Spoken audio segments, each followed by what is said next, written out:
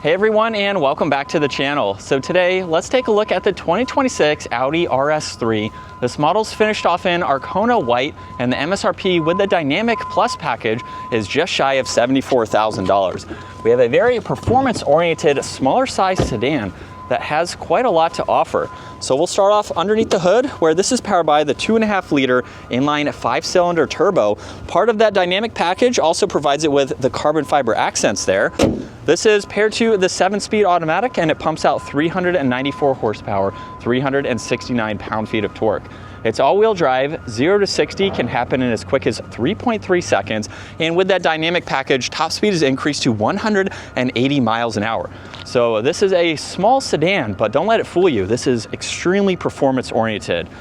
And up front, for the latest generation, there's the new Audi badge. Along with a camera, there's a sensor for distance pacing, all of the parking sensors, and lots of cutouts in this hexagonal grille. You'll notice the entire grille is finished off in gloss black, blends it nicely with the dark housing for the LEDs, along with the trim accents that are on both sides. And then there's very crisp lines that come down the hood. Now with that dynamic package, it also provides it with the performance tires along with the carbon ceramic front rotors. The wheel also has a nice two-tone design to it. There's more gloss black for the lower side skirt. It's on the power folding side mirrors where there's a camera and a turn signal. It's also on the window trim where you'll notice Audi RS3, and then this has a sunroof up top. There's also some crisp lines that flow down the side to give it a great proportional look. And then in back, gloss black spoiler. There's a backup camera, parking sensors, LEDs for the lighting, and then the dual exhaust with more gloss black. Now you can use the button on the key fob or the release underneath to gain access to the cargo space, where you get a little bit of storage. There's also an area you could place bags so they don't roll around. You have a little bit of storage under the floor for some smaller items, and then you can fold down the back seats, of course, for even more space. Now this does have proximity door handles, so grab any of them to lock and unlock it. And this has some Alcantara. There's also ambient lighting with the dark gray trim, Sonos audio, storage in the lower section, and then the Nappa leather seats. They do fold flat, and this is the opening into the back, so if you have some larger items. And then at 5'10", it's really not all that bad for how small it is. You have storage pockets, vents, a temperature adjustment, and auxiliaries, and I am just barely touching the headliner. Now there's also the armrest with the cup holders there, and then you have a good bit of visibility. So if you're not using the back seats all that often, but you want a little bit more practicality, this is still a great option for its size. Now there's also memory seating adjustments. The mirrors are also heated. There's window controls, trunk release, more storage, and a neat design for the Alcantara up front. And then these seats have a great look to them. There's also one manual support for the leg adjustment. And then we're greeted with the latest design for the steering wheel, which is finished in perforated leather. You'll notice paddle shifters on both sides. And then to go through the virtual cockpit, you can use all the controls on the left side. So currently you'll see nav on the left. If I push on view, now you can bring that up in full screen. You can also go through the rest of the information. So you'll notice on the left side, we can scroll through all of this, and then you have the up and down arrows to further go through it. Now, if you push on view again, now you can go through the rest of it, just like we did with the navigation. There's also another icon where you can pull up some of this information and a back arrow too. There's volume tuning, Bluetooth, and voice commands on the right side, along with a favorites button, so you can set that up to your liking. And then you have some fun buttons. You can get into RS individual, RS performance. There's also an RS torque rear, so you can gain access to how the all-wheel drive system is going to perform with your traction control there. You have a few others, and then you have shortcuts for the RS settings.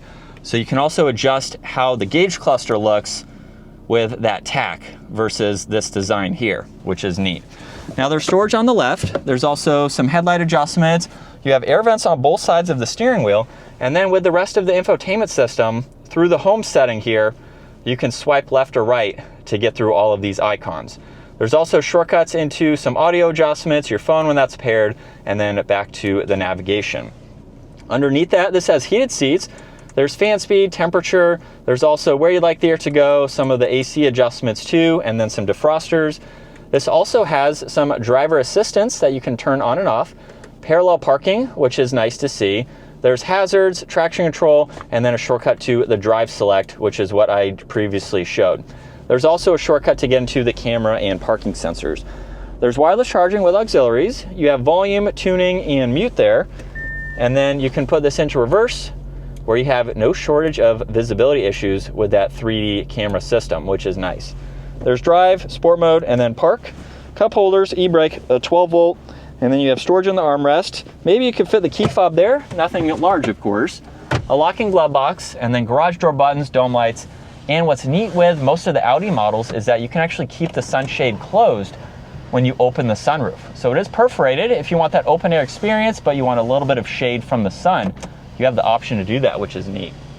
And then here's a look at visibility. It's a small vehicle, but it's still fairly easy to see all around. And still in the RS performance setting, where you can also configure them, so suspension can go from comfort to sport, and then the steering along with traction control you can easily adjust. But from second gear, here we go.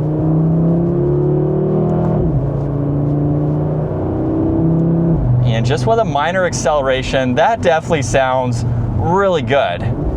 With my brother's experience having a Lamborghini Gallardo, I can see and hear the slight resemblance with that exhaust tone for having about half the engine of his car. But this is what it's like to be behind the wheel for the latest RS3. Based on some comments as well from the reviews my brother's been able to make on the RS3, I know the steering wheel wasn't everyone's favorite. I believe someone with a new S3 bought the previous generation steering wheel and already replaced it in this vehicle.